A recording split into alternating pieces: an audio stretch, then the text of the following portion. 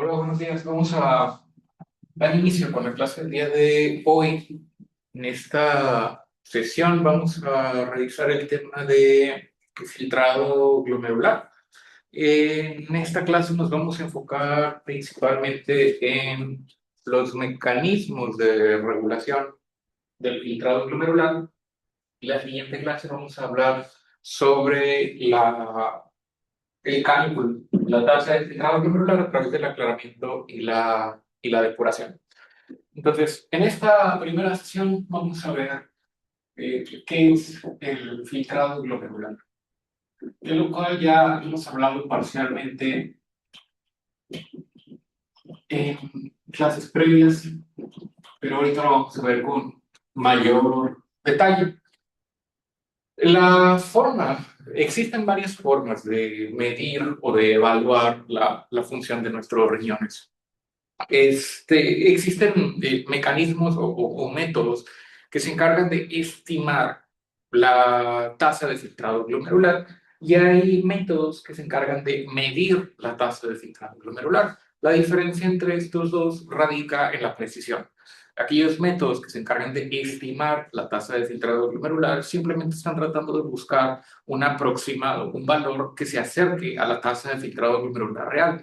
Mientras que aquellos que miden la tasa de filtrado glomerular tratan de buscar un valor más preciso, de conocer con mayor detalle o con mayor precisión la función renal de una persona o de un paciente. Uno podría pensar que, bueno, pues, si la medición es más precisa, pues ¿por qué no realizamos la medición a todas las personas? Y esto es principalmente porque aquellos métodos que se encargan de medir la tasa de filtrado glomerular, o sea, que son más precisos, tienden a ser más costosos, más tardados y en algunas ocasiones implican un mayor riesgo para la persona. Por lo tanto, se reservan para aquellas situaciones en las cuales realmente se requiere conocer con precisión la función renal de un paciente. Cuando hablamos de evaluar la función renal, automáticamente nos vamos a referir a un concepto que se llama tasa de filtrado glomerular, que es actualmente el parámetro que utilizamos o que nos dice con un poco más de precisión qué tan bien o qué tan mal están funcionando los riñones de una persona. En la clase anterior hablamos sobre la presión de filtración neta. La presión de filtración neta es el resultado de la interacción entre las diferentes presiones que se están manifestando o que están ocurriendo en el interior de la cápsula de Bowman, que era la presión hidrostática capilar, la presión hidrostática del espacio de Bowman, la presión oncótica y demás. Pero eso solamente está hablándonos de lo que está ocurriendo en una sola nefrona, no en todos los riñones, no en todas las nefronas de los dos riñones al mismo tiempo.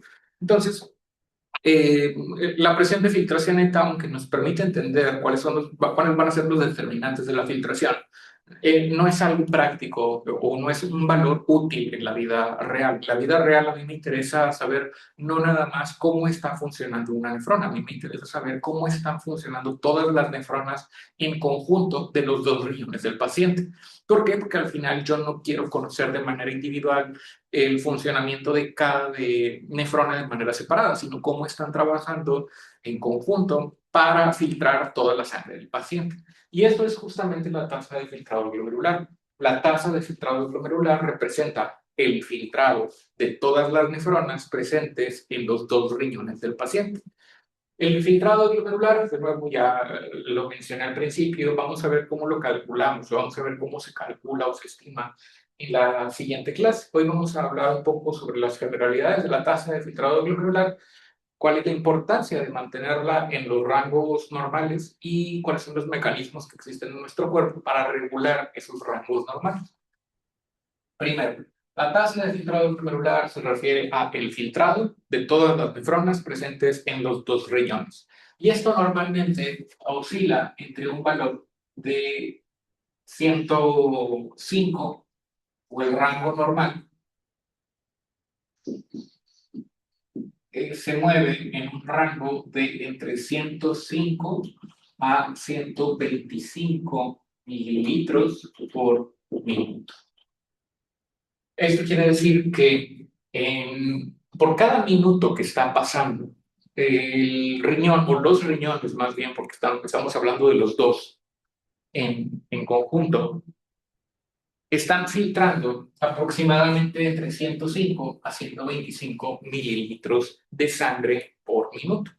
Por lo tanto, si yo conozco la tasa de filtrado glomerular de un paciente o de una persona, podría calcular incluso cuál es la carga total de líquido que se encargan de filtrar los riñones en un periodo de 24 horas o en un día. Esto quiere decir que si una persona, por ejemplo, tuviese una tasa de filtrado glomerular de 120 mililitros por minuto, pues yo podría calcular cuál es la cantidad total de mililitros que filtran los dos riñones en un periodo de 24 horas. Aquí, por ejemplo, podría yo multiplicar 120 por 60 para conocer cuánto es lo que estoy filtrando por hora y luego multiplicarlo por 24 para conocer cuál es la cantidad total de líquido que una persona filtra a lo largo de todo el día o a lo largo de 24 horas. 0, 0, 2 por 2, 4, 7 por 2. Disculpa, aquí me equivoqué yo. 15, 7 por 4, 28. 7 por 2, 14. Sería 0, 0, 2 por 2, 4 y luego 7 por 2, 14. Entonces, a lo largo de 24 horas, por ejemplo, una persona filtra aproximadamente 172.800 mililitros. De nuevo, una persona que tenga una tasa de filtrado glomerular normal de 120 mililitros por minuto. Transformado este valor a litros sería aproximadamente 172 litros, 172.8 litros en un periodo de 24 horas. Esto nos da una perspectiva de cuál es el trabajo total que realizan nuestros riñones todos los días con nuestra sangre. La función principal, una de las funciones principales de nuestros riñones es filtrar nuestra sangre. Yo obviamente no tengo 172 litros de agua de sangre en mi cuerpo. Tengo aproximadamente una persona promedio de 70 kilos aproximadamente, tiene un volumen de sangre de entre 4 a 5.5 litros, litros de sangre. Lo que quiere decir que mis riñones están filtrando constantemente esos 5 litros de sangre. La sangre está pasando varias veces a lo largo del día a través de la circulación renal, al grado de que es capaz de filtrar hasta 172 litros en un periodo de 24 horas. Esto de nuevo es nada más para darnos una idea superficial del gran trabajo que realizan los riñones todos los días en mi cuerpo para filtrar la sangre. La capacidad tan grande que tiene el riñón para filtrar toda la sangre también depende del gasto cardíaco. En general, los riñones son uno de los órganos más perfundidos que reciben uno de los porcentajes mayores de gasto cardíaco. Se estima que los riñones reciben aproximadamente entre el 22 al 25% de todo el gasto cardíaco. Ahora, hay muchos factores que pueden alterar este valor de la tasa de filtrado glomerular. Hay algunos factores modificables y otros factores no modificables, lo cual representa o hace más bien que la tasa de filtrado glomerular pueda tener variaciones normales entre individuos. Entonces, algunos de los factores que pueden provocar estas variaciones entre individuos de la tasa de filtrado glomerular son cosas como, por ejemplo, la edad. La tasa de filtrado glomerular, de nuevo, se refiere a todo el filtrado que ocurre en todas las nefronas de mis dos riñones. Pero las nefronas, como algunos otros componentes de nuestro cuerpo, son estructuras que no se pueden regenerar. Esto quiere decir que cuando yo tengo pérdida de nefronas, por la razón que sea, porque tuve una infección, porque tengo una enfermedad crónico-degenerativa como diabetes o hipertensión, porque tuve un traumatismo, a lo mejor estuve en un accidente automovilístico y tuve un trauma de abdomen, y lesioné uno los dos riñones, o tuve una hemorragia, o tuve un tumor, o lo que sea, y eso ocasionó pérdida de nefronas, considerando que una persona cuando nace, como lo vimos en las clases anteriores, tiene aproximadamente entre 1.600.000 a 2 millones de nefronas. Pues a lo mejor yo tuve una infección de vías urinarias que se complicó y esa infección me provocó una pérdida, no sé, por poner un número, de 50.000 nefronas. Entonces, esas 50.000 nefronas a lo mejor no van a generar un cambio significativo en cuanto a mi función renal. Esto quiere decir, como tengo 2 millones de nefronas, y perder 50.000, pues a lo mejor no significa una pérdida significativa. Mis riñones todavía van a ser capaces de seguir funcionando con normalidad. El problema surge cuando estoy teniendo pérdida continua de nefronas o se van sumando esas pérdidas constantes a lo largo de la vida de la persona, porque como ya lo mencioné, las nefronas no se regeneran. Entonces, si yo tengo infecciones de manera constante, infecciones de vías urinarias que se complican de manera recurrente o de manera constante a lo largo de mi vida, pues a lo mejor en un periodo perdí 50.000 nefronas y luego cuando me volví a enfermar perdí otras 50.000 nefronas y luego en el otro periodo perdí otras 100.000 nefronas y así sucesivamente, al grado llegando al punto en el cual pues ya la pérdida sumada de nefronas se vuelve algo, un número más significativo o mayor, y es ahí cuando empiezan a aparecer los problemas que me llevan a los síntomas de enfermedad renal. Es lo que ocurre, por ejemplo, con las personas que tienen diabetes o hipertensión, que tienen una pérdida lenta, progresiva de nefronas y llegado a un punto en el cual ya la reserva total de nefronas se ha reducido de manera importante y es cuando ya empiezan a presentar síntomas de enfermedad renal. Entonces, la edad es un factor que puede provocar variaciones entre individuos porque justamente el riñón, como otros tejidos del cuerpo, va a envejecer de manera normal o natural. Todos nuestros tejidos tienden a este proceso normal de envejecimiento. Y durante ese proceso normal de envejecimiento puede haber pérdida de nefronas, lo que quiere decir que los adultos mayores tienden a tener una menor cantidad de nefronas en comparación con los jóvenes. Esto simplemente porque, pues, por el proceso normal del envejecimiento se perdieron algunas nefronas en el camino. Se estima que aproximadamente esta pérdida de nefronas empieza a ser más acelerada o más importante de cuando la persona supera los 40 años de edad. Esto quiere decir que cuando una persona es más joven de 40 años, la pérdida de nefronas es insignificante. Prácticamente no hay pérdida de nefronas que sea importante. A lo mejor se están perdiendo 3, 4, 5 nefronas, pero no es algo muy importante o muy significativo que no va a alterar el filtrado total de todos los riñones, pero donde empieza a ocurrir una pérdida acelerada de nefronas es después de los 40 años. Después de los 40 años, las personas, la mayoría de las personas, tienden a tener una pérdida mayor de nefronas asociada al envejecimiento.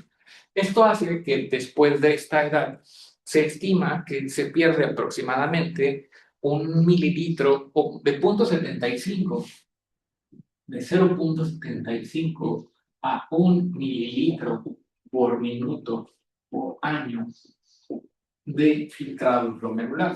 Esto quiere decir que si el día de hoy yo tengo a lo mejor 30 años y tengo una tasa de filtrado glomerular de 120 mililitros por minuto, conforme yo vaya envejeciendo, no sé, por ejemplo, después de los 40 años, llego a los 60 años, ahorita a lo mejor tengo 30 años, y de los 30 a los 40 años probablemente no vaya a ocurrir una pérdida significativa de nefronas. Probablemente cuando yo llegue a los 40 años voy a seguir con la misma cantidad de nefronas y por lo tanto con la misma tasa de filtrado glomerular.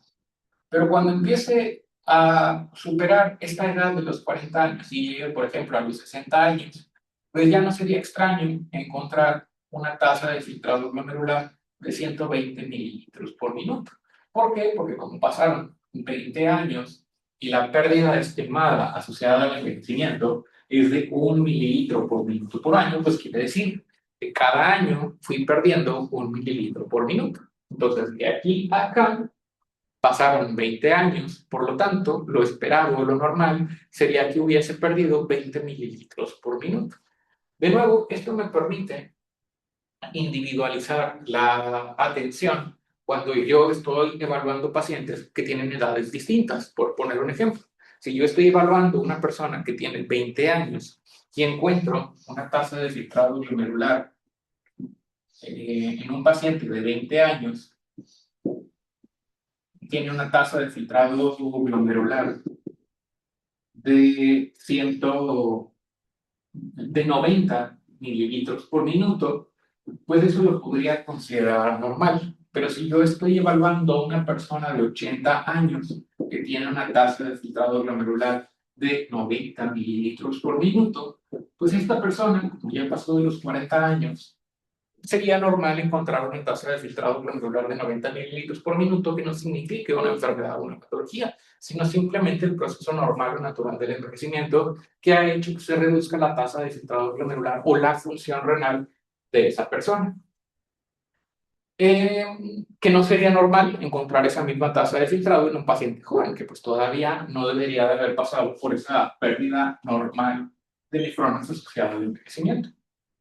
Entonces, eso es algo a tener en cuenta cuando evaluamos la función renal y la edad del paciente. Otro factor que tenemos que tener en cuenta es el sexo de la persona.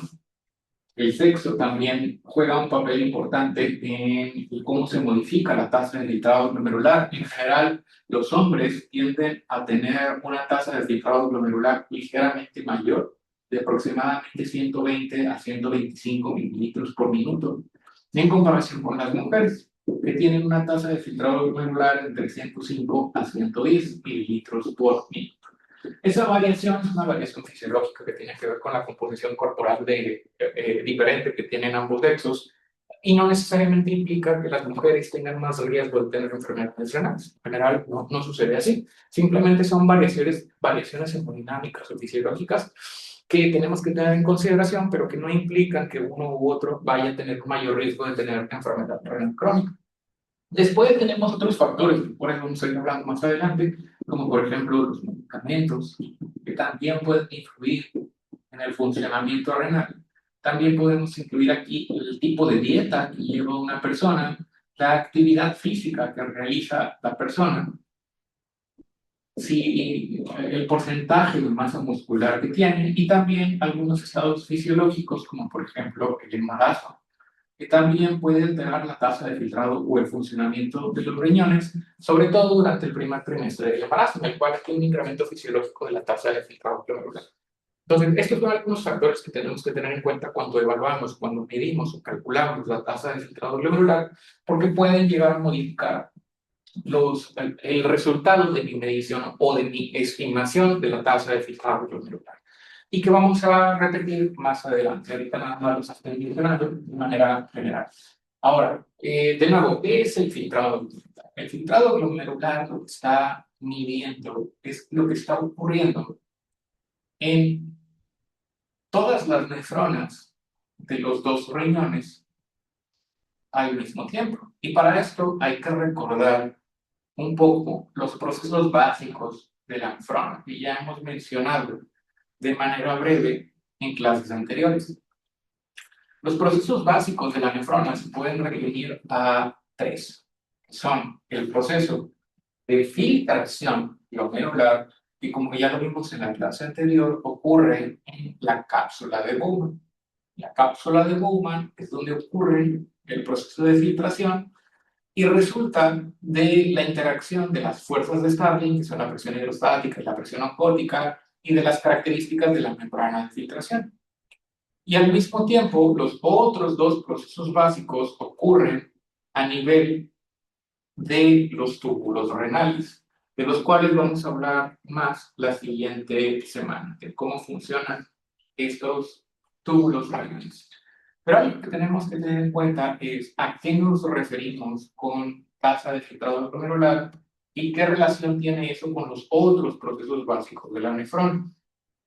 Uno podría pensar que si yo quiero evaluar de manera completa la función renal, pues tendría que evaluar los tres procesos básicos de la nefrona. Esto quiere decir evaluar la capacidad de filtración, la capacidad de reabsorción y la capacidad de secreción, para darle al paciente o a la persona un panorama completo de qué tan bien o qué tan mal están funcionando sus riñones. Pero en la vida real no es necesario hacerlo. ¿Por qué? Porque en aquellos procesos en los cuales se altere la filtración de manera subsecuente o prácticamente de manera automática, yo puedo predecir que van a afectarse los otros dos procesos también, el de reabsorción y de secreción. Entonces, tenemos tres procesos básicos. El proceso que ya vimos fue el proceso de filtración. Filtración refiriéndonos al paso de agua y solutos que ocurren a nivel de la cápsula de Bowman, más específicamente en el glomérulo en la membrana de filtración. Lo que se filtra, como ya lo vimos en la clase anterior, agua, solutos como el sodio, el potasio, la glucosa, eventualmente entran a la porción tubular de la nefrona y llegan a las distintas porciones, como por ejemplo el túbulo contorneado proximal. En el túbulo contorneado proximal, por poner un ejemplo, se van a reabsorber algunas sustancias como la glucosa. Entonces, la glucosa que se filtró, o sea, que pasó a través de la barrera de filtración, es un componente de la sangre que yo no quiero perder, yo no quiero deshacerme de la glucosa, por lo tanto, la voy a reabsorber. El proceso de reabsorción se refiere al paso de sustancias desde el líquido tubular hacia la sangre. A ese proceso se le conoce como reabsorción. Por otro lado, puede que haya algunas sustancias que se secreten, esto quiere decir que salgan desde la sangre y que se excreten hacia la luz tubular o hacia el líquido tubular. Y en este caso sería una sustancia que pasa, como por ejemplo la urea, que se secreta desde la sangre hacia los túbulos renales. A ese proceso se le llama secreción.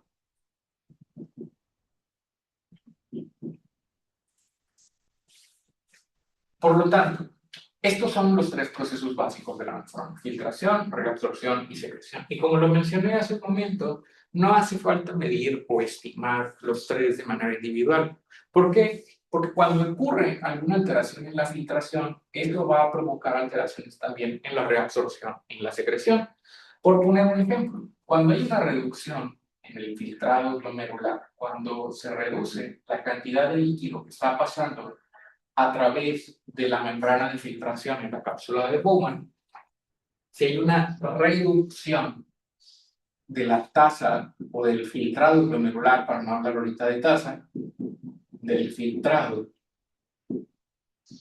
eso va a ocasionar que haya una menor cantidad de líquido que está llegando al espacio de Bowman y por consiguiente una menor cantidad de líquido que llega hacia el túbulo contorneado proximal o hacia la región tubular de la nefrona de manera general.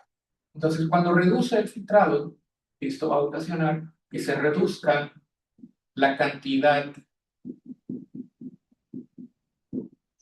de líquido en los túbulos renales. Si hay menos líquido que está pasando a través del túbulo renal, eso hace que el líquido vaya avanzando más lento a través de los túbulos renales, porque como hay menos líquido, no hay una fuerza que le esté empujando a la misma velocidad a través de los túbulos renales, y por lo tanto el líquido va más lento. Ahora, como el líquido va más lento a través de los túbulos renales, eso hace que las células que componen las paredes de los túbulos renales tengan más tiempo para reabsorber sustancias. Por ejemplo, que tengan más tiempo para reabsorber glucosa. ¿Por qué? Porque si la sustancia va pasando más lento a través de los túbulos renales, las células tienen más tiempo de captar, de atrapar esa sustancia y de regresarla hacia la sangre. Entonces, cuando disminuye la cantidad de líquido en el túbulo renal, se reduce también la velocidad del líquido. Y cuando se reduce la velocidad del líquido tubular, esto va a producir que las células tengan mayor tiempo para reabsorber los solutos y el agua que van pasando a través de los túbulos renales. Entonces, cuando baja el filtrado, las células tienen más capacidad para reabsorber sustancias o tienen más tiempo más bien para reabsorber sustancias, lo cual no siempre es algo bueno, porque puede que haya reabsorción de sustancias que en condiciones normales la cantidad que se reabsorbe es suficiente, pero que si se reabsorbe de más puede llegar a provocar problemas. Lo mismo sucede si el filtrado se incrementa. Esto quiere decir, si la velocidad de líquido, o más bien si la cantidad de líquido que se está filtrando se incrementa, eso también puede provocar problemas graves. si hay un incremento en el filtrado, esto produciría un incremento, perdón, en la cantidad de líquido en los túbulos renales, lo cual llevaría a que se incremente la velocidad a la cual están transitando los líquidos a través de estos túbulos o a través del líquido tubular, y eso le daría menos tiempo a las células para que reabsorban agua y solutos, que haya una menor reabsorción. Y esto también podría llegar a provocar problemas. ¿Por qué? Porque podría ocasionar que como el líquido va pasando muy rápido a través de los túbulos renales, hay algunos componentes del líquido que yo no alcance a reabsorber o que la célula no alcanza a reabsorber y que por lo tanto se están perdiendo o se empiezan a perder a través de la orina, cuando normalmente no debería de ser así. Entonces, ninguna de estas dos situaciones es deseable. Ni la reducción excesiva del filtrado glomerular ni el incremento desmedido del filtrado glomerular van a tener efectos benéficos en mi cuerpo. Lo ideal es mantener la tasa de filtrado glomerular en este rango de normalidad de 105 a 125 para evitar estas posibles alteraciones en los otros dos procesos básicos de la nefrona, en la secreción, en la reabsorción.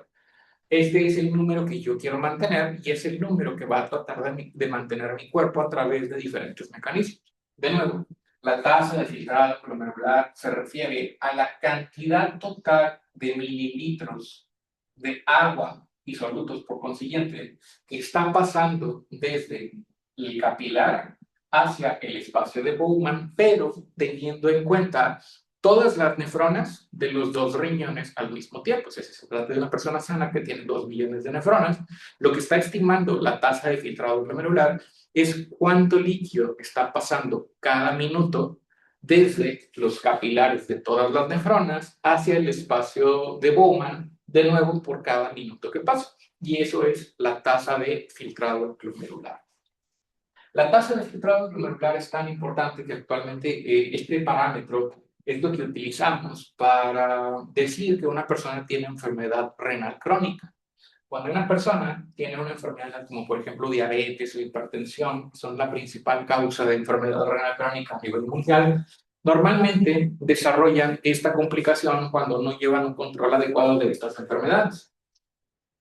Cuando una persona tiene, por ejemplo, diabetes mal controlada, puede llegar a presentar daño renal, una condición que se llama nefropatía diabética.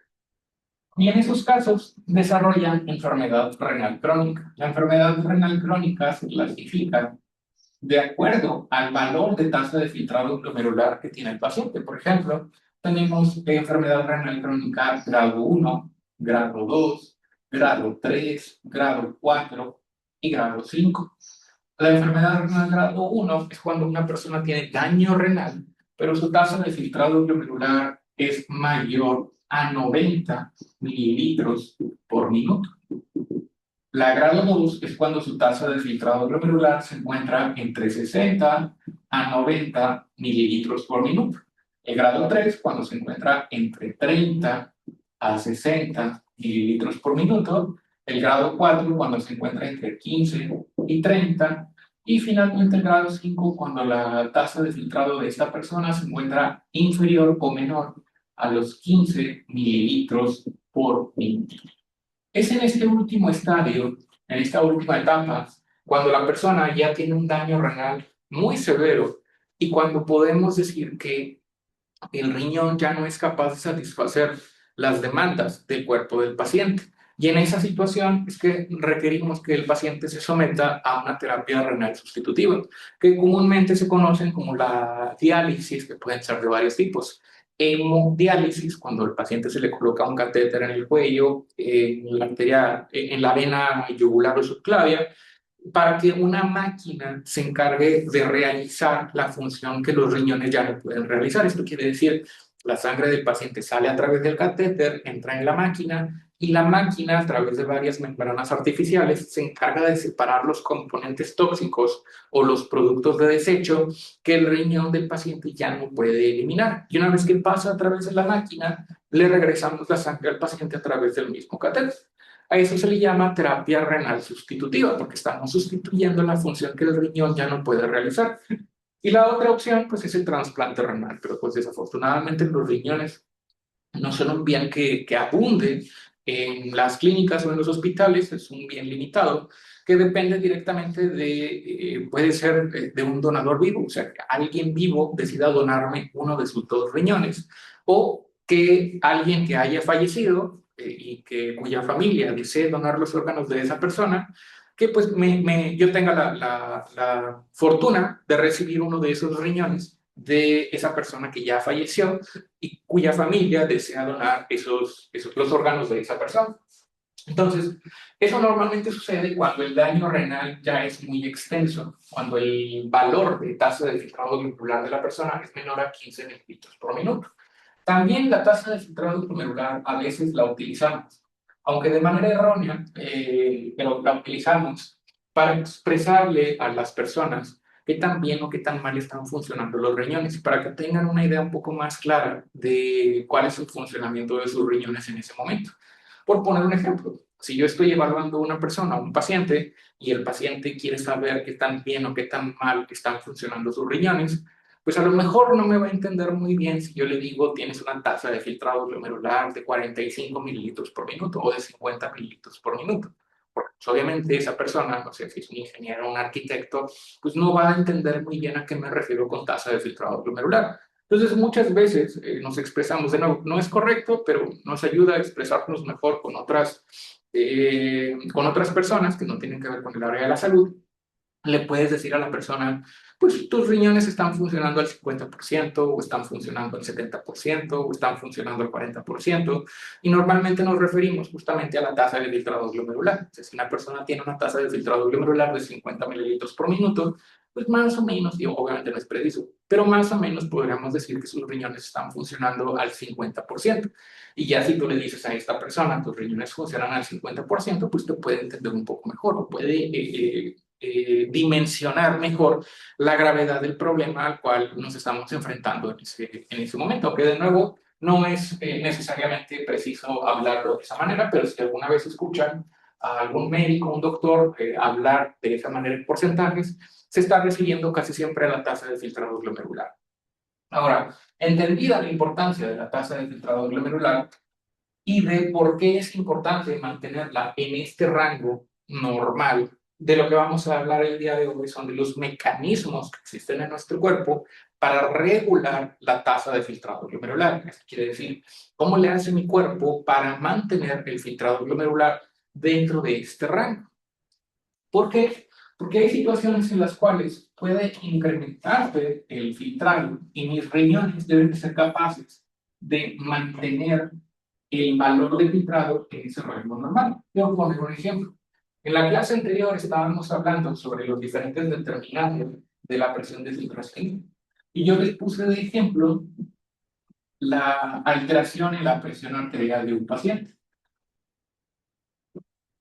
Vimos que si bajaba la presión arterial de una persona, eso podía provocar que se alterara la presión de filtración alta por una modificación o una alteración en la presión hidrostática capilar. Lo mismo sucede que una persona tiene la presión alta. La presión alta es parte más bien de una enfermedad que se llama hipertensión esencial o hipertensión primaria, aunque obviamente hay causas secundarias, lo más común es hipertensión esencial o primaria, y eso puede provocar que la presión arterial normal, que es de 120-80, se dispare o suba a valores anormalmente altos, como por ejemplo que una persona tenga una presión arterial de 160 sobre 100 o 160 sobre 90 milímetros de mercurio. Entonces, como lo vimos en la clase anterior, la presión hidrostática que se encuentra adentro del capilar, la presión hidrostática capilar, depende directamente o es un reflejo de la presión arterial sistémica. Esto quiere decir, de nuevo, que si se incrementa la presión arterial en el resto del cuerpo del paciente, pues es prácticamente seguro que se va a incrementar también la presión hidrostática en el capilar. Y como lo vimos en la clase anterior, la presión de filtración neta es el resultado de la presión hidrostática capilar menos la presión hidrostática del espacio de Bowman. Todo esto menos la presión osmótica del capilar menos la presión osmótica del espacio de Bowman. Entonces, si se incrementa, por poner un ejemplo, si en lugar de 60 la persona tiene 70 milímetros de mercurio de presión hidrostática, recordando que la presión hidrostática del espacio de Bowman normalmente es de 15 y la presión osmótica normalmente es de 30. ¿Acá? Sí. Entonces, al incrementarse la presión arterial sistémica, produce un incremento en la presión hidrostática capilar del glomérulo. Y eso va a tener como resultado que haya un incremento en la presión de filtración neta, que ésta sea mayor a lo normal. ¿Qué resultado, qué va a resultar del incremento de la presión de filtración neta? Que haya un mayor filtrado. Eso quiere decir que esté pasando una mayor cantidad de líquido de aquí hacia acá. Por lo tanto, si se incrementa el filtrado, justamente como lo acabamos de ver hace un momento, hay una mayor cantidad de líquido en los túbulos renales y por lo tanto va a haber también una mayor velocidad. Y si hay una mayor velocidad, va a haber una menor reabsorción de solutos, porque el líquido va pasando más rápido y las células tubulares tienen menos tiempo para reabsorber. Entonces, justamente, como esto es una condición tan común, que se eleve la presión arterial, que no necesariamente tiene que ocurrir en el contexto de una enfermedad. Por ejemplo, si yo hago ejercicio, es normal que se eleve de manera transitoria la presión arterial. Pero el riñón justamente desarrolló estos mecanismos para mantener la tasa de filtrado glomerular estable, incluso ante estas situaciones en las cuales se están alterando las fuerzas de Starling, como por ejemplo si se sube la presión arterial. Y justamente de estos mecanismos de regulación es de los que vamos a hablar a continuación. Para mantener la tasa de filtrado glomerular estable en este rango de 100 a 125 mililitros por minuto. Vamos a hablar de tres mecanismos principales de regulación que van a mantener mi tasa de filtrado glomerular, o más bien que van a intentar mantener la tasa de filtrado glomerular dentro de este rango normal. Los mecanismos de regulación de la tasa de filtrado glomerular los podemos agrupar en tres componentes principales, que son los mecanismos renales,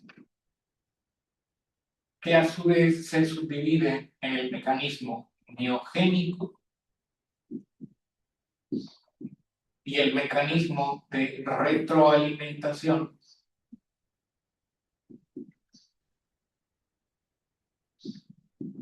Túbulo glomérulo. Esos son los dos principales mecanismos de regulación renales. Después tenemos los mecanismos hormonales. Y finalmente, aquí participan principalmente el péptido natriurético auricular y la angiotensina 2.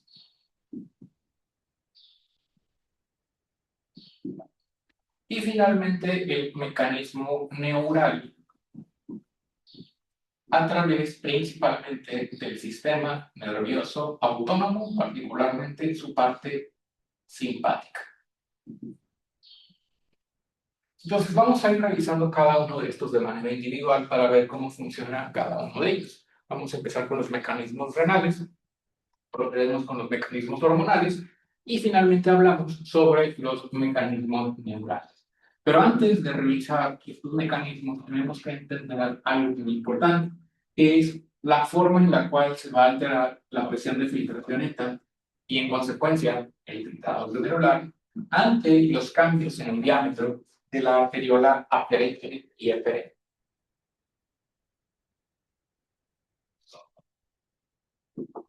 ¿Qué es lo que va a suceder cuando se altera el diámetro de la arteria que se encarga de llevar la sangre hacia el glomérulo, o cuando se altera el diámetro del vaso que se encarga de sacar la sangre del glomérulo. ¿Cómo se va a alterar la presión hidrostática capilar? Y por lo tanto también cómo se va a alterar la presión de filtración.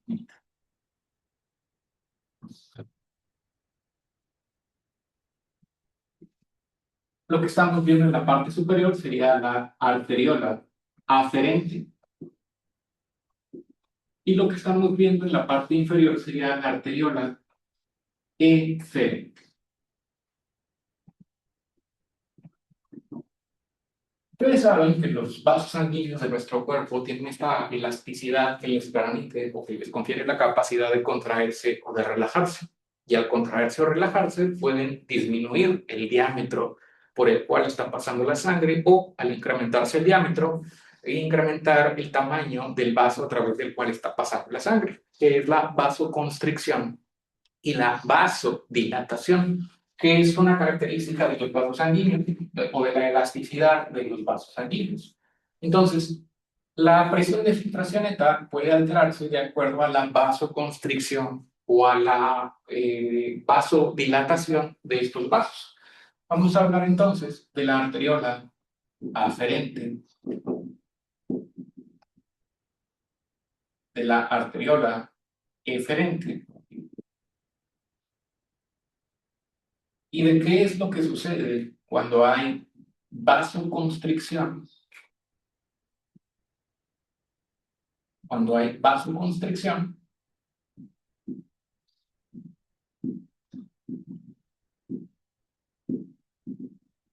y vasodilatación en cada uno de estos vasos, para ver cómo es que se va a alterar la tasa de filtrado glomerular, o más bien la presión de filtración neta y en consecuencia la tasa de filtrado glomerular.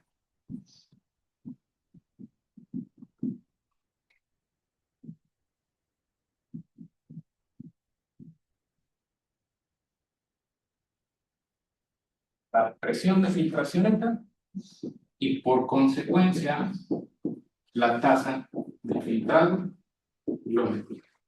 Entonces, primero vamos a analizar qué es lo que va a suceder cuando hay una vasoconstricción de la arteriola aferente. Esto quiere decir cuando se reduce el diámetro de la arteria que está llevando la sangre hacia el glomérulo, o de la arteria que está llevando la sangre hacia la cápsula de Bowman. O sea, que haya un proceso por el cual se reduce el diámetro de esta arteria.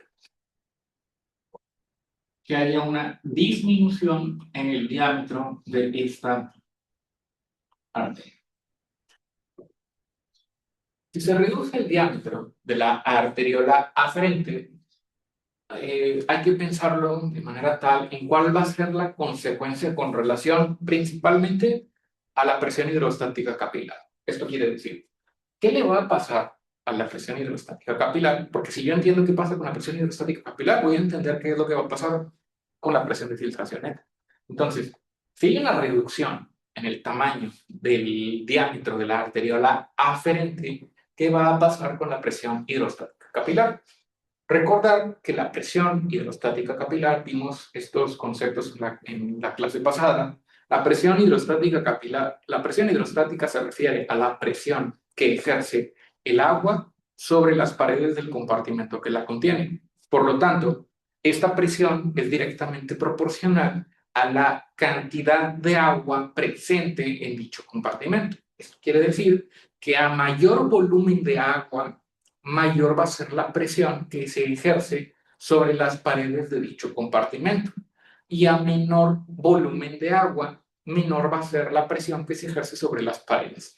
Entre más agua, más presión. Entre menos agua, menos presión. Pero en este caso no estamos hablando de agua, estamos hablando de sangre o de plasma. Entonces, aquí lo que tenemos que pensar es qué es lo que va a pasar con el volumen de sangre que llega al interior del glomérulo, o sea, aquí. Si yo reduzco la cantidad, el diámetro de la arteriola que se encarga de transportar la sangre, hacia el glomérulo. Si el diámetro es menor, puedo pasar menos volumen de sangre por unidad de tiempo. O sea, llega una menor cantidad de sangre hacia el interior del glomérulo o hacia el interior de la cápsula de Bowman. Porque tengo un tubo más chiquito, o en este caso un vaso sanguíneo más chiquito, puedo meter menos sangre a través de ese tubo. En este caso, la arteriola aferente. Entonces, como puedo meter menos sangre, la cantidad de líquido o de sangre, en este caso, que va a estar presente aquí en el interior del glomérulo va a ser menor, porque de nuevo, a menor diámetro entra menos sangre. Y si entra menos sangre, quiere decir que hay menor sangre o una menor cantidad de sangre en el glomérulo. Si hay una menor cantidad de sangre, acabamos de expresar que es la presión hidrostática, entre menor sea el volumen de sangre o el volumen de agua, menor va a ser la presión que se ejerce sobre las paredes del recipiente que la contiene, que en este caso es el capilar. Dicho de una manera todavía más sencilla, la vasoconstricción, perdón, de la arteriola aferente va a provocar un menor volumen en el glomérulo o un menor volumen de sangre en el glomérulo y por lo tanto esto va a producir una reducción de la presión hidrostática capilar. Y si hay una reducción de la presión hidrostática capilar, eso se va a ver reflejado en una reducción de la presión de filtración neta. En resumen, la vasoconstricción de la arteriola aferente va a producir una menor presión de filtración neta, porque como llega menos sangre al glomérulo, se reduce la presión hidrostática capilar.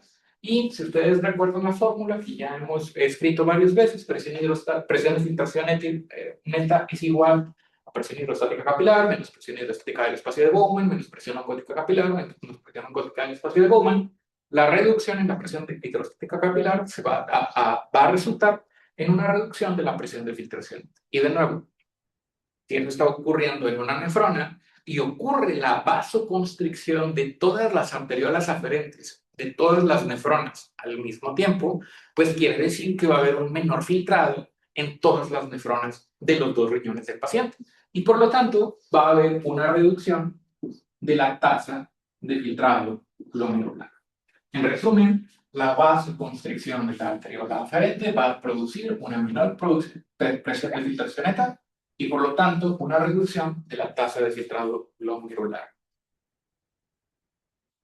A ver, doctor, estos temas de qué materias son, porque creo que no es lo que nos tocaría del temario. Ana, ¿en qué materia estás? ¿Estás en fisiopato endocrino? Sí, Esta no es fisiopato endocrino, Ana. Ana, esa materia se ve los lunes a las 11 de la mañana. Hoy es martes. con razón. Ok, gracias. Revisa el video de la clase de ayer. Tip, tipi, tipi. ¿Y esta qué materia es? Porque de todas formas me funciona. Morfofisio renal de Ah, segundo ok. semestre. Ah, ok, ok, gracias. Entonces, presión de filtración neta, se reduce la presión de filtración neta y por lo tanto hay una reducción de la tasa de filtrado glomerular. Ahora, ¿qué es lo que va a suceder si ocurre lo opuesto? Si hay una vasodilatación. Si hay una vasodilatación de la arteriola aferente, eso quiere decir que va a ocurrir justamente un incremento en la entrada de líquido hacia el interior de la cápsula de Bowman. Si hay un incremento en la entrada de líquido, quiere decir que si tengo más espacio para meter líquido a la cápsula de Bowman, va a llegar una mayor cantidad de sangre a el glomérulo. Si llega un mayor volumen de sangre al glomérulo, va a haber una mayor presión hidrostática capilar. Aumenta el diámetro, por lo tanto, aumenta el volumen de sangre en el interior de la cápsula de Bowman. Y como incrementa el volumen de sangre, se incrementa la presión hidrostática capilar. Y al incrementarse la presión hidrostática capilar, eso va a producir un incremento en la presión de filtración neta. Y si se incrementa la presión de filtración neta en todas las nefronas de los dos riñones al mismo tiempo, eso va a producir un incremento en la tasa de filtrado glomerular. En resumen, vasoconstricción de la arteriola aferente produce una reducción de la presión de filtración neta y una reducción de la tasa de filtrado glomerular. Y la vasodilatación de la arteriola aferente van a producir un incremento en la presión de filtración neta y en consecuencia un incremento en la tasa de filtrado glomerular. Hasta este momento, ¿alguna duda o pregunta? Ninguna, doctor. Muy bien. Ahora vamos a revisar qué es lo que ocurre con la arteriola eferente. Con la arteriola eferente estamos revisando lo que va a suceder con la arteria que se encarga de sacar la sangre del glomérulo, la arteriola que lleva la sangre de salida. Entonces, primero vamos a ver qué es lo que sucede si hay una vasoconstricción de la arteriola eferente, sin que se modifique el diámetro de la arteriola aferente. Entonces, la aferente lleva la sangre. Entonces, en teoría, la cantidad de sangre que está aquí presente va a ser normal. Pero, si el tubo de salida, o en este caso el vaso sanguíneo de salida, redujo su diámetro, o sea, tengo menos espacio para que la sangre pueda salir, quiere decir que la sangre va a tardar más tiempo en salir de la cápsula de Bowman o va a tardar más tiempo en salir del glomérulo. ¿Por qué? Tengo un vaso más chiquito. No puedo pasar la misma cantidad de sangre o el mismo volumen de sangre por un vaso que redujo su diámetro. Entonces, como tarda más tiempo en salir, pero le sigue llegando la misma cantidad de sangre a través de la arteriola aferente, la sangre se empieza a acumular aquí. La sangre se empieza a acumular en el glomérulo, porque tiene un vaso más chiquito de salida. La sangre no puede salir con tanta facilidad y por lo tanto se queda atorada adentro del glomérulo o adentro de la cápsula de Bowman. Entonces, ¿qué es lo que va a ocasionar eso? Si la sangre no puede salir, va a producir que haya un incremento en el volumen capilar glomerular. No porque esté llegando más, sino porque el líquido no puede salir, porque el diámetro disminuyó. Entonces, en este escenario, si se incrementa el volumen capilar glomerular, ¿qué va a pasar con la presión hidrostática? La presión hidrostática del capilar va a subir porque hay más líquido adentro del glomérulo. Y si se incrementa la presión hidrostática capilar, ¿cuál va a ser el efecto sobre la presión de filtración neta? Incremento de la presión de filtración neta. Entonces, aquí es al revés. Cuando hay vasoconstricción de la arteriola eferente, lo que vamos a observar es un incremento de la presión de filtración neta. E igual, si lo replicamos esta información en todas las nefronas de los dos riñones al mismo tiempo, podemos observar que va a haber un incremento en la tasa de filtrado glomerular. Finalmente, vasodilatación. Si en lugar de que el diámetro de la arteriola eferente se haya reducido y al revés se incrementó, o sea, tengo un vaso de salida con un diámetro muchísimo más grande o más amplio, quiere decir que la sangre puede salir del glomérulo con mayor facilidad. Entonces, como sale más rápido, porque la arteriola aferente es más grande, la sangre dura menos tiempo en el glomérulo y por lo tanto se reduce el volumen capilar glomerular. Al reducirse el volumen capilar, esto va a producir, al reducirse el volumen capilar glomerular, esto va a producir que la presión hidrostática capilar se reduzca. Porque como el líquido se me escapa más rápido, sale más rápido a través de la arteriola eferente, dura menos tiempo en el interior del glomérulo y como dura menos tiempo, el volumen disminuyó. Y si disminuye el volumen, se reduce la presión hidrostática capilar. Y de nuevo, si se reduce la presión hidrostática capilar, lo que va a reducirse es la presión de filtración neta. Finalmente, si se reduce la presión de filtración neta en todas las nefronas de los dos riñones, el resultado va a ser una reducción global de la tasa de filtrado glomerular. Entonces, ante la vasoconstricción de la arteriola eferente, vamos a observar un incremento en la presión de filtración neta y un incremento en la tasa de filtrado glomerular. Por otro lado, si hay vasodilatación de la arteriola deferente, va a haber una reducción en la presión de filtración neta y por lo tanto de la tasa de filtrado glomerular. Entonces, esto es bien importante de entenderlo. Mi recomendación es que no se lo memoricen porque memorizarlo puede resultar en equivocaciones.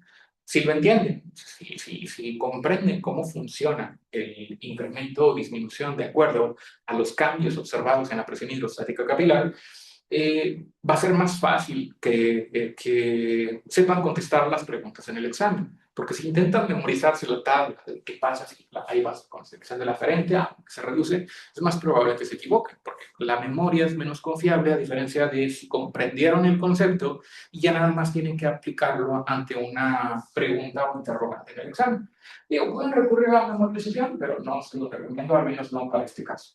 Es más fácil si lo entienden y ya lo pueden deducir fácilmente en el examen. Entonces, esto es bien importante porque esto es lo que nos va a ayudar a entender todos estos mecanismos de regulación que vamos a ver a continuación. El primero que vamos a ver es el mecanismo miogénico, que es el primer mecanismo renal para regular la tasa de filtrado glomerular. Este mecanismo miogénico es el mecanismo más rápido para regular la tasa de filtrado glomerular, pero al mismo tiempo el menos eficiente. Es el que actúa de manera más rápida para tratar de controlar los cambios de la tasa de filtrado glomerular, pero prácticamente es muy fácil de sobrepasar. El mecanismo miogénico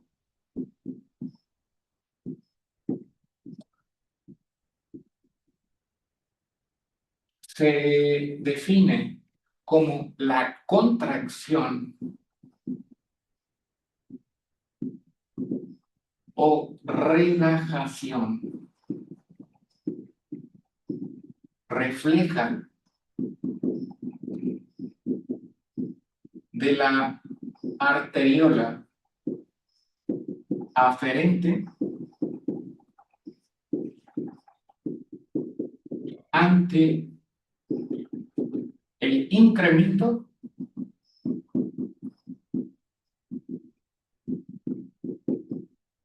o disminución del volumen intravascular. Ya sé que es una definición muy larga, pero la misma definición nos está explicando qué es el mecanismo miogénico. Contracción o relajación refleja del arterial aferente ante un incremento o disminución del volumen intravascular. Vamos a poner un ejemplo para que esto quede, que sea más fácil de entender el mecanismo miogénico. Vamos a pensar de nuevo en la hipertensión.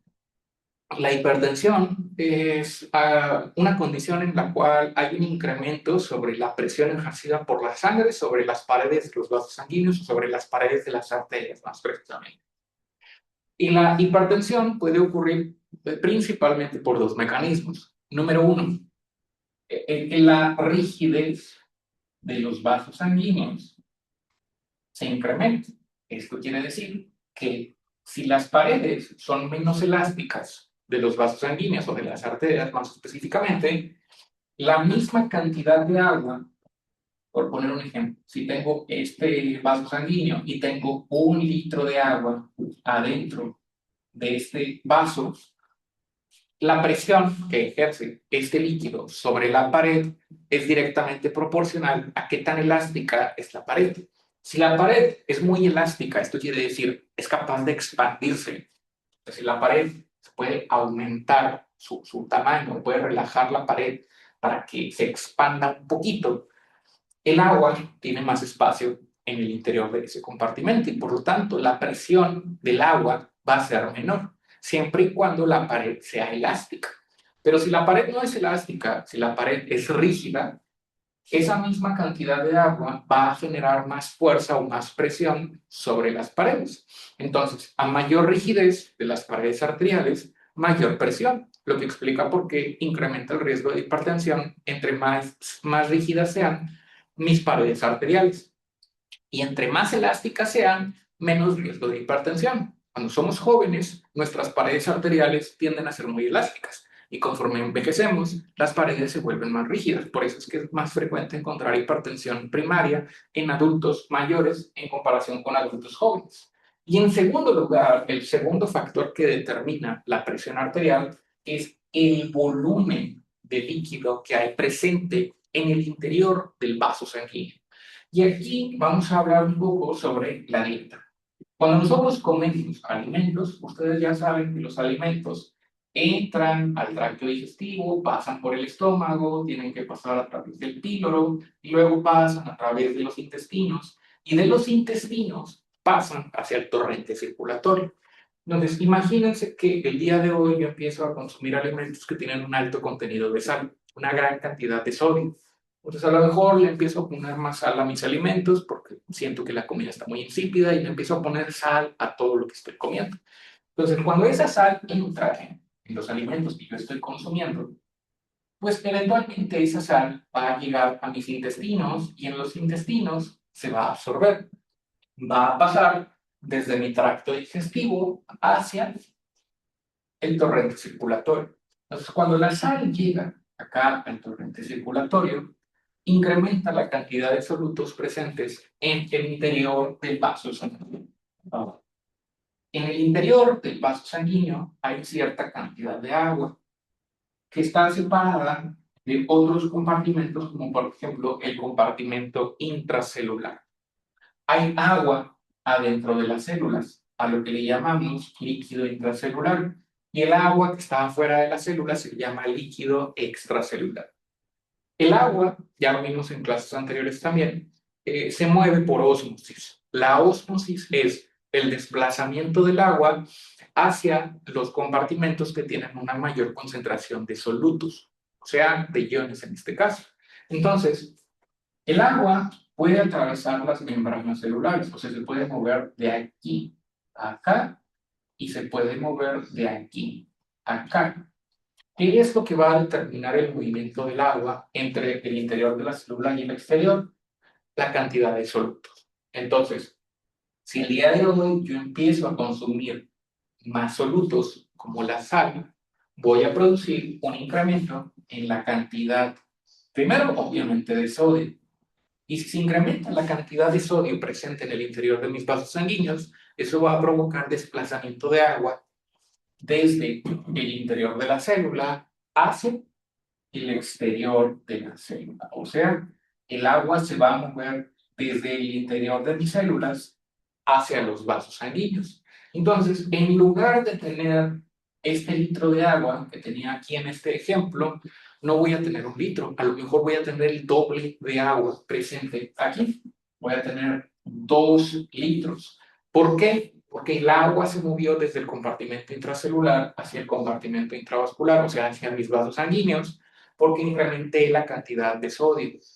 Entonces, ¿qué es lo que va a suceder? Ya dijimos que lo que determina la presión arterial es directamente la rigidez de los vasos y en segundo lugar, el volumen de sangre o el volumen de agua que hay en el interior de esos vasos. Entonces, si se incrementa el volumen de agua, ¿qué es lo que va a pasar con la presión arterial? Va a aumentar. Aunque tenga vasos todavía relativamente elásticos, que las paredes se puedan dilatar, si incrementa el volumen sanguíneo, va a incrementar la presión arterial. Esa es la razón por la cual a todo paciente con hipertensión arterial o hipertensión esencial o primaria, la primera recomendación antes de medicamentos, fármacos para el tratamiento de la presión es necesitas reducir tu consumo de sal, porque si tú sigues consumiendo altas cantidades de sal, va a ser muy difícil que yo pueda controlar la presión arterial con los medicamentos, porque los medicamentos van a producir una relajación de las paredes arteriales, van a incrementar la cantidad de agua que se excreta a través del riñón, pero finalmente si tú sigues teniendo un consumo alto de sal en tus alimentos, pues vas a mantener el líquido en el interior de tus vasos sanguíneos por este movimiento o desplazamiento de agua desde el interior de la célula hacia el exterior de la célula. Y por lo tanto, vas a mantener esa presión arterial elevada, con obviamente todas las complicaciones que eso puede tener en el largo plazo. Pero volviendo a lo que nos importa. Ya dijimos que la presión arterial es un reflejo de la presión hidrostática capilar. Entonces, ¿Qué pasa si hay un incremento del volumen intravascular? Si hay un incremento del volumen intravascular, como en este ejemplo que acabamos de mencionar, si el día de hoy, en este momento, yo empiezo a comer y ese alimento que yo estoy consumiendo tiene una gran cantidad de sal, lo que va a ocurrir es que la sal llega a mi sangre, el agua se mueve desde mis células hacia el vaso sanguíneo y por lo tanto, lo que va a ocurrir a nivel glomerular es que como está incrementado el volumen intravascular, la arteriola aferente va a tener un diámetro mayor a lo normal, porque se incrementó el volumen intravascular. Entonces, como se incrementó el volumen intravascular, el diámetro de la arteriola aferente se incrementó el volumen intravascular, el diámetro de la arteriola aferente va a ser mayor. Y por lo tanto, aquí es donde va a actuar el mecanismo miogénico. El mecanismo miogénico en esta situación va a producir una contracción refleja de la arteriola aferente. Lo que quiere decir que yo en este momento acabo de consumir algo que tenía mucha sal. Eso puede producir una elevación transitoria de mi presión arterial, sube la presión arterial, pero no se va a alterar la tasa de filtrado glomerular porque aunque haya un incremento del volumen intravascular y de la presión arterial en otras partes del cuerpo, o básicamente todo el cuerpo, a nivel renal específicamente, aquí en el glomérulo y más específicamente aquí en la arteriola aferente, lo que sucedió es que el diámetro de la arteria que estaba incrementando se va a contraer de manera refleja. O sea, el mecanismo miogénico es el reflejo de las células del endotelio muscular. El endotelio es básicamente músculo liso. Entonces, el músculo liso que compone las paredes de los vasos sanguíneos se va a contraer de manera refleja con el propósito de mantener estable el diámetro de la arteriola aferente. Entonces, ya nada más para terminar con el mecanismo miogénico, lo que sucedería es que si este es el diámetro normal de mi arteriola al frente, eso sería lo normal. Yo como mucha sal, al incrementar el consumo de sal, voy a incrementar la cantidad de líquido presente en mis vasos sanguíneos y por lo tanto va a aumentar el diámetro de la arteriola aferente. ¿Qué es lo que va a hacer el mecanismo miogénico? El mecanismo miogénico va a producir la contracción refleja de las células del músculo liso de la arteriola frente y por lo tanto va a regresar el diámetro de la arteriola frente a su tamaño. El mecanismo hemogénico es el mecanismo que actúa más rápido, pero es de nuevo el menos efectivo o el menos eficiente para regular la tasa de filtrado glomerular. Y esto de nuevo tiene como propósito que ante un incremento en la presión arterial o en el volumen intravascular en otras partes del cuerpo, que el riñón, o específicamente que la tasa de filtrado glomerular, no se vea afectada ante esos cambios sistémicos. O sea, si el resto del cuerpo tiene la presión alta, es problema del resto del cuerpo. Pero el riñón tiene sus propios mecanismos para regular su propio filtrado, porque ya vimos que eso puede tener consecuencias graves sobre la reabsorción o la secreción. Entonces, para eso es el mecanismo miogénico, porque para que si hay un incremento del volumen intravascular, esta contracción refleja retorna el tamaño de la arteriola aferente o el diámetro de la arteriola aferente a su tamaño normal. Y lo mismo ocurre con la relajación.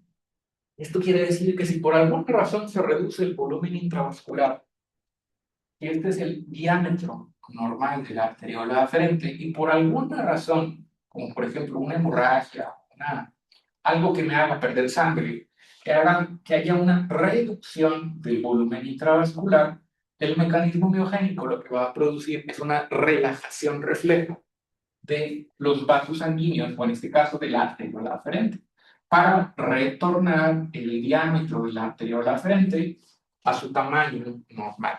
Entonces, mecanismo miogénico es capaz de contraer o relajar las células del músculo liso de la arteriola aferente con el propósito de mantener el diámetro de la arteria en su tamaño normal, con el fin de mantener estable la tasa de filtrado glomerular, porque como ya lo acabamos de ver, el diámetro de la arteriola aferente va a repercutir directamente sobre la presión hidrostática capilar y por lo tanto en la tasa de filtrado glomerular. Hasta este momento, ¿alguna duda o pregunta? Ninguna, doctor. Muy bien, entonces vamos a continuar con el siguiente mecanismo, que es la retroalimentación túbulo-glomerular. Este mecanismo implica, o más bien requiere, que conozcamos otras estructuras de la nefrona, de las cuales ya hablamos un poco en clases anteriores. El mecanismo de retroalimentación túbulo-glomerular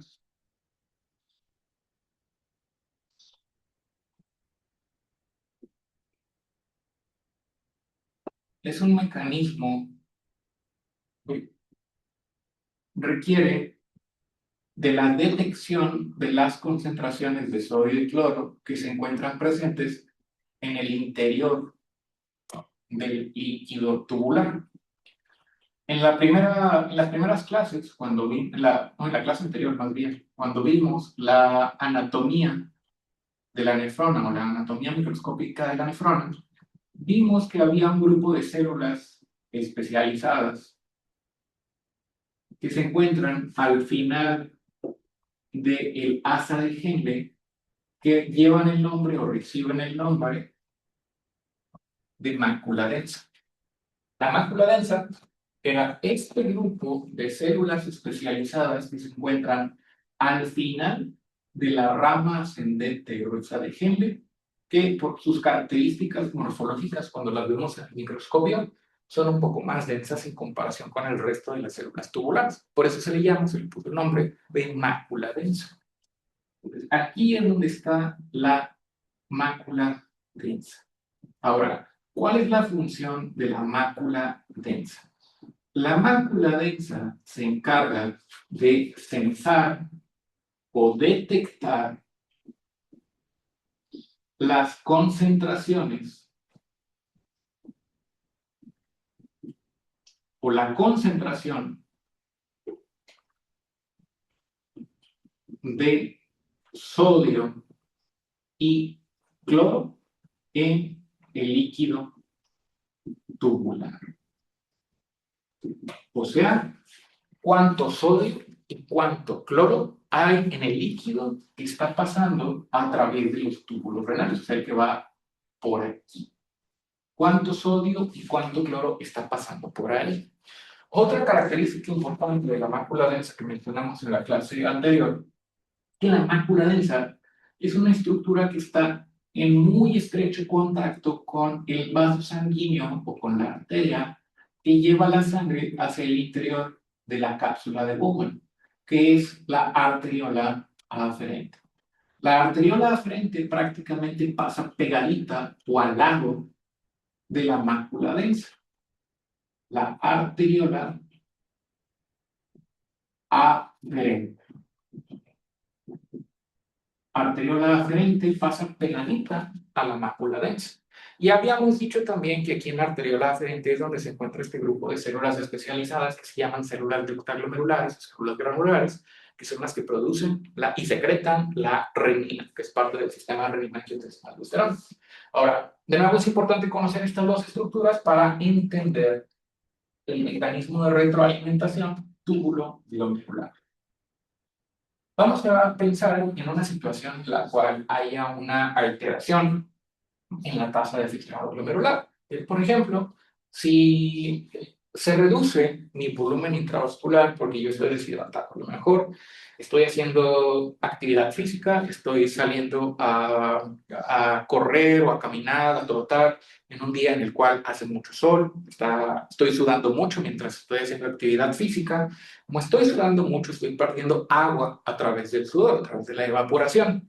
Entonces, al presentar una pérdida de líquido, se va a reducir mi volumen intravascular.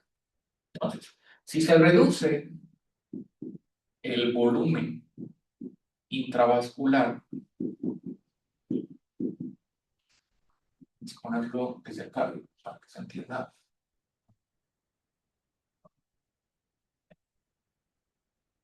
si se reduce el volumen intravascular,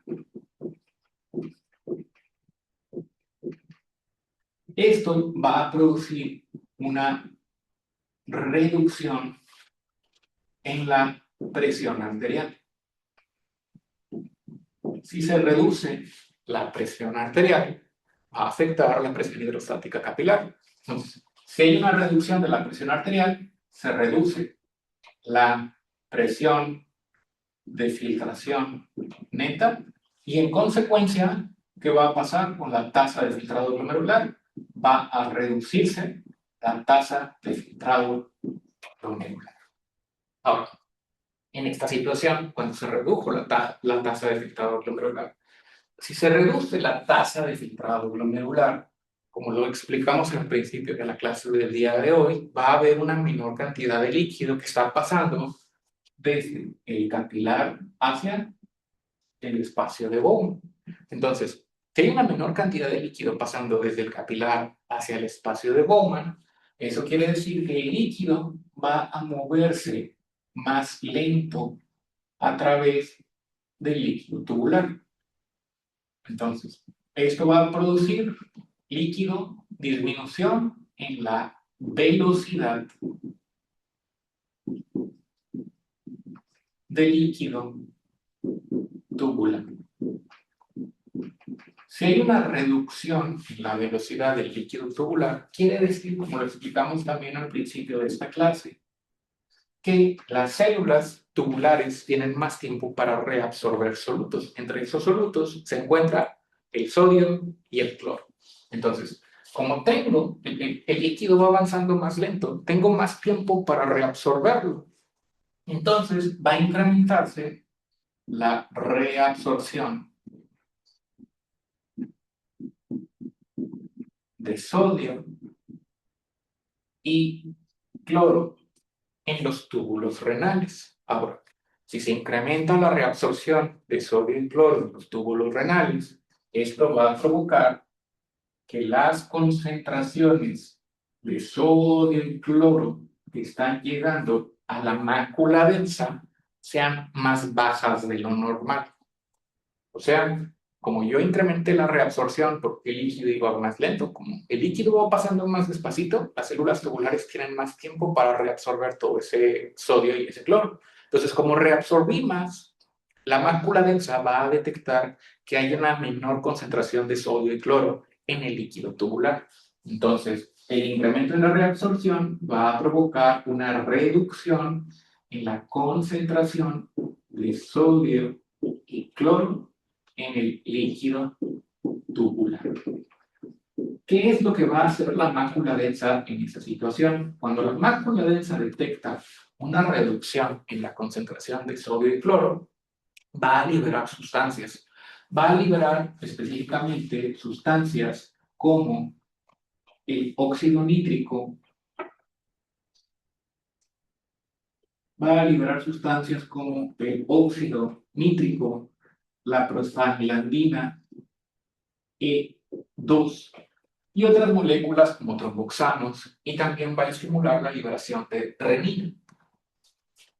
Entonces, perdón, libera estas moléculas y las células yuxtaglomerulares que se encuentran aquí en la arteriola frente son las que van a producir renina, o van a liberar más bien la renina. Entonces, el óxido nítrico y la prostaglandina E2 que están siendo liberados hacia la estructura que está pegada o adyacente a la mácula densa, que es la arteriola aferente. Entonces, estas sustancias, ustedes ya saben, porque lo han visto en otras materias, por ejemplo, en aporte y consumo, control de la energía, no me acuerdo cuál de las dos, ustedes saben que el óxido nítrico es una hormona o es un gas que tiene efectos a nivel del endotelio vascular. Más específicamente, el óxido nítrico es un vasodilatador. El óxido nítrico hace que los vasos sanguíneos se relajen y que el diámetro del vaso sanguíneo se incremente. Entonces, cuando la mácula densa produce la liberación de óxido nítrico y la prostaglandina E2 también tiene un efecto similar, también es un potente vasodilatador. Entonces, al liberar estas sustancias, el óxido nítrico y la prostaglandina E2, lo que va a hacer la mácula densa es provocar la vasodilatación de la arteriola aferente. Y como ya lo mencionamos al principio, la vasodilatación de la arteriola aferente va a provocar un cambio sobre la tasa de filtrado glomerular. ¿Qué efecto va a provocar la vasodilatación de la arteriola aferente sobre la tasa de filtrado glomerular? El incremento de la tasa de filtrado glomerular. De esa manera se autorregula la tasa de filtrado glomerular.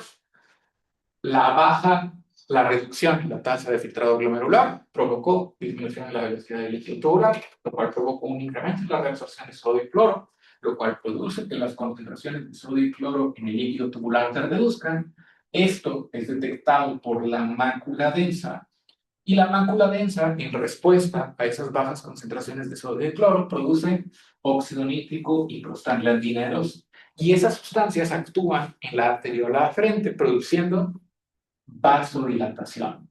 Al vasodilatar la arteriola aferente, se incrementa la tasa de filtrado glomerular. Por eso se llama mecanismo de retroalimentación túbulo-glomerular, porque involucra cambios en el líquido de los túbulos renales que van a tener un efecto directo sobre el glomérulo. Ahora, en el caso opuesto, ¿qué es lo que ocurre al revés? Si en lugar de que haya un incremento, si en lugar de que haya una reducción de la tasa de filtrado glomerular, hay un incremento de la tasa de filtrado glomerular, pues podemos predecir qué es lo que va a suceder. Incrementa la tasa de filtrado glomerular. ¿Qué va a pasar con la velocidad del líquido tubular? Como hay más filtrado, el líquido tubular se va a mover más rápido. Va a haber mayor cantidad de líquido y este se va a mover más rápido. Si el líquido se mueve más rápido a través de los túbulos, las células tienen menos oportunidad para reabsorber solutos. Por lo tanto, se reduce la reabsorción. Si se reduce la reabsorción, quiere decir que va a pasar una mayor cantidad de sodio y cloro hacia las porciones distales de la nefrona. Entonces, van a incrementarse las concentraciones de sodio y cloro en el líquido tubular. Y cuando se incrementan las concentraciones de sodio y cloro en el líquido tubular, eso de nuevo va a ser detectado por la mácula densa. Al ser detectado por la mácula densa, va a inhibir la liberación de óxido nítrico y prostaglandina 2. Suprime la liberación de esas sustancias. Al inhibir la liberación de las sustancias vasodilatadoras, lo que va a ocurrir con la arteriola aferente es una vasoconstricción. Y si hay vasoconstricción de la arteriola aferente, finalmente lo que va a ocurrir es la reducción de la presión hidrostática capilar en consecuencia de la presión de filtración alta y finalmente de la tasa de filtrado glomerular. Al igual que con el mecanismo miogénico, este mecanismo de retroalimentación túbulo-glomerular funciona para las dos situaciones, ante el incremento de la tasa de filtrado glomerular y la reducción de la tasa de filtrado glomerular.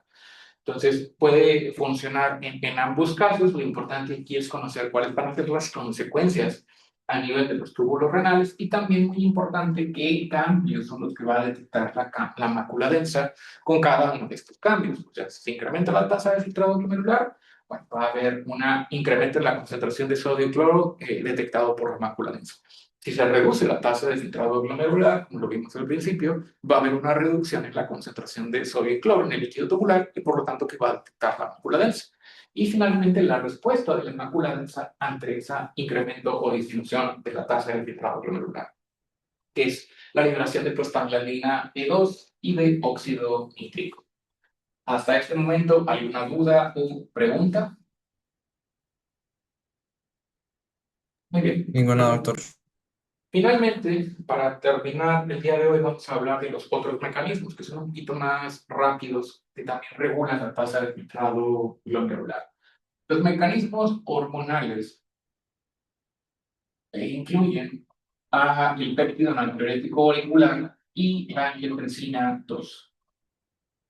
La angiotensina 2 es parte del sistema renina-angiotensina aldosterona, del cual vamos a hablar un poco en este momento. El sistema renina-angiotensina aldosterona es el sistema que se encarga de la regulación de la presión arterial. El sistema renina-angiotensina-aldosterona depende de la liberación de renina que ocurre a nivel renal. A nivel renal, porque de nuevo la renina ya sabemos dónde se produce en las células granulares o yuxtaglomerulares que se encuentran en la arteriola aferente, es donde se produce la renina.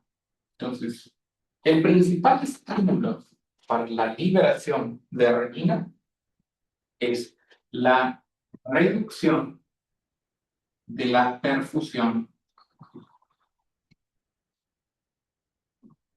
renal. Perfusión quiere decir cantidad de sangre que le está llegando al órgano. En este caso, la cantidad de sangre que le está llegando al riñón. Si se reduce la cantidad de sangre que le llega al riñón, eso va a producir o va a estimular la liberación de la hormona renina. ¿En qué situaciones puede ocurrir esto? Cuando se reduzca, por ejemplo, la presión arterial por una hipovolemia. Si yo estoy perdiendo agua por evacuaciones diarreicas, porque no estoy ingiriendo suficiente cantidad de agua, o por una disminución en la ingesta de agua, por vómitos, o alguna otra razón, baja la presión arterial. Y al bajar la presión arterial, se va a reducir la cantidad de sangre que le está llegando a todos los órganos, pero en este caso el que nos ocupa es el riñón. Entonces, la renina lo que va a hacer es convertir un precursor que se sintetiza en el hígado, que es el angiotensinógeno. En el hígado se sintetiza esta sustancia que se llama angiotensinógeno. Lo que va a hacer la renina es convertir el angiotensinógeno en angiotensina 1. Va a convertir el angiotensinógeno en angiotensina 1. Y luego la angiotensina 1 se va a convertir en angiotensina 2. En angiotensina 2 por el efecto de otra hormona que se encuentra principalmente en el endotelio pulmonar, que se llama ECA. Por sus siglas, enzima convertidora de angiotensina. Enzima convertidora de angiotensina. La enzima convertidora de angiotensina se encuentra o se produce principalmente en el endotelio pulmonar. El endotelio pulmonar se produce la enzima convertidora de angiotensina. ¿Y luego qué va a hacer la angiotensina 2? La angiotensina 2 tiene un montón de efectos. La angiotensina 2 tiene efectos muy variados, distintos, en todo nuestro cuerpo. Por ejemplo, la angiotensina 2 estimula la liberación de aldosterona. Estimula la liberación de aldosterona. Y ustedes saben que la aldosterona, o bueno, lo vamos a ver más adelante, que la aldosterona incrementa la reabsorción de sodio en los túbulos renales. Entonces, la aldosterona incrementa la reabsorción de sodio en los túbulos renales. Al mismo tiempo, la angiotensina 2 también incrementa la liberación de hormona antidiurética. Al incrementar la liberación de hormona antidiurética, la angiotensina 2 incrementa la reabsorción de agua en los túbulos renales. Entonces, el incremento en la reabsorción de sodio y agua en los túbulos renales va a producir que el volumen intravascular se incremente, porque incremento la reabsorción de agua y sodio desde el líquido tubular y lo paso hacia la sangre. al pasarlo hacia la sangre, voy a provocar un incremento de el volumen intravascular. Y al incrementarse el volumen intravascular, esto va a producir, en consecuencia, un incremento en la presión arterial.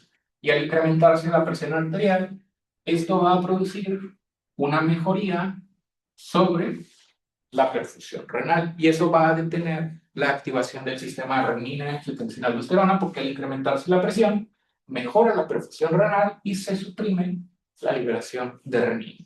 Y ese es el sistema renina-angiotensina-aldosterona, pero hay que hablar en este momento sobre los otros efectos que tiene la angiotensina 2. La angiotensina 2, por ejemplo, tiene otros efectos que van a actuar de manera independiente. Por ejemplo, produce vasoconstricción a nivel sistémico. Esto quiere decir que produce vasoconstricción en los capilares del cuerpo, lo cual va a incrementar de manera independiente la presión arterial. Vasoconstricción capilar. La angiotensina 2 también va a producir vasoconstricción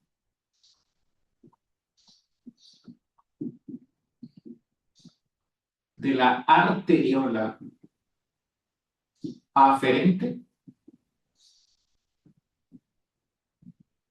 y de la eferente. O sea, de las dos al mismo tiempo.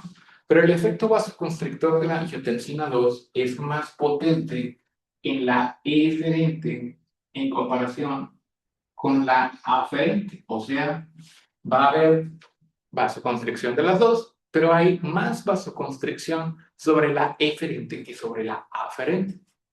Luego, también la angiotensina 2 va a producir la contracción de las células mesangiales, que son las células que se encuentran en el interior de la cápsula de Bowman y que determinan la superficie de filtrado. Y finalmente, los otros efectos, bueno, faltan más, pero el que nos importa en este momento es el incremento en la actividad del sistema nervioso simpático. Y como lo vamos a ver probablemente en la siguiente clase, el sistema nervioso simpático también incrementa, o más bien produce la activación del sistema nervioso simpático, la vasoconstricción de la arteriola aferente y de la eferente. Pero en el caso del sistema nervioso simpático que actúa a través de los receptores alfa 1, el efecto es más potente sobre la arteriola aferente en comparación con la eferente. Ahora, faltan más efectos de la angiotensina 2. Ahí, por ejemplo, también incrementa la reabsorción de sodio en el túbulo contorneado proximal, en el láser de Henle y el túbulo contorneado distal. Pero si nos enfocamos sobre todo en estos efectos que escribí en la parte superior, nos vamos a dar cuenta de algo bastante peculiar. Y es que la angiotensina 2 tiene efectos que van a reducir y que van a disminuir la tasa de filtrado glomerular. Por poner un ejemplo, la vasoconstricción predominantemente de la arteriola eferente va a producir la reducción, perdón, el incremento de la tasa de filtrado glomerular. Este, por ejemplo, incrementa la tasa de filtrado glomerular. La contracción de las células mesangiales produce una reducción de la superficie de filtrado, que a su vez produciría una reducción de la tasa de filtrado glomerular. Y finalmente, al activar el sistema simpático, la vasoconstricción de la arteriola aferente predominantemente produciría una reducción de la tasa de filtrado glomerular.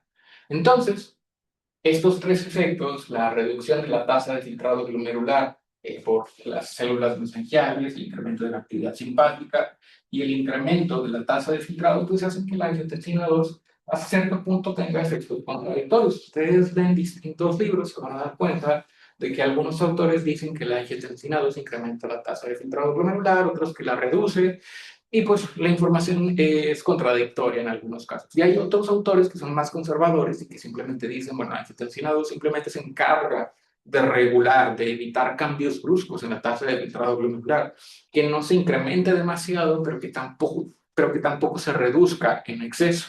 Y eso es justamente la interpretación que le vamos a dar para este curso. La angiotensina 2 ni sube demasiado ni baja la tasa de filtrado glomerular. Entonces, esa pregunta, por ejemplo, pues no puede venir en el examen porque de nuevo sería contradictorio o hay referencias contradictorias con relación a los efectos específicos de la tasa de filtrado glomerular, específicamente.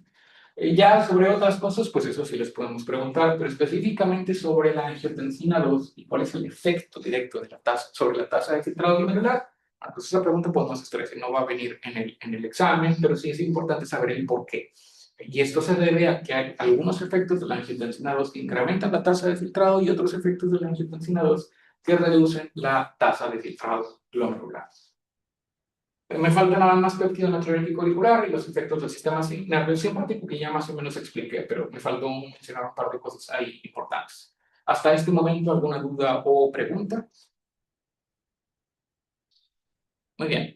Entonces, vamos a quedarnos aquí el día de hoy. La siguiente clase terminamos con esta parte de la regulación de la tasa de filtrado glomerular y continuamos con cálculo y estimación de la tasa de filtrado glomerular por medio del aclaramiento y o depuración de creatinina. Un par de cosas importantes. Primero, la siguiente clase, el próximo viernes, todavía no estoy seguro de si voy a poder estar aquí con ustedes el viernes, porque creo que tengo que ir a un curso en el TEC el viernes, entonces tal vez no pueda estar aquí para la hora de la clase. Entonces, todavía está pendiente de confirmar eso, pero creo que me lo van a confirmar el día de mañana. Entonces, mañana les voy a poner un anuncio en Canvas para decirles si nos vamos a ver el viernes o si no voy a poder estar con ustedes. En el caso de que no podamos estar en la clase el viernes, los veo hasta el siguiente martes. Y en esa situación extendería la fecha de entrega del quiz número 2, que ahorita está programado para el domingo. Si no tenemos clase el viernes, lo voy a extender hasta toda la siguiente semana. Pero mañana les pongo el anuncio en Canvas sobre si sí nos vamos a ver el viernes o si no nos vamos a ver el viernes. Si sí nos vemos el viernes, terminamos con esto y vemos aclaramiento y depuración renal. Y nada más, ese era el anuncio importante sobre ustedes. Entonces, si no hay ninguna otra duda o pregunta, les pongo el anuncio mañana para confirmarles sobre la clase del viernes y si no, nos vemos hasta el siguiente martes. Gracias, doctor. Muchas gracias. Gracias, Gracias, doctor. doctor. Gracias, doctor. Gracias, doctor. Nos vemos.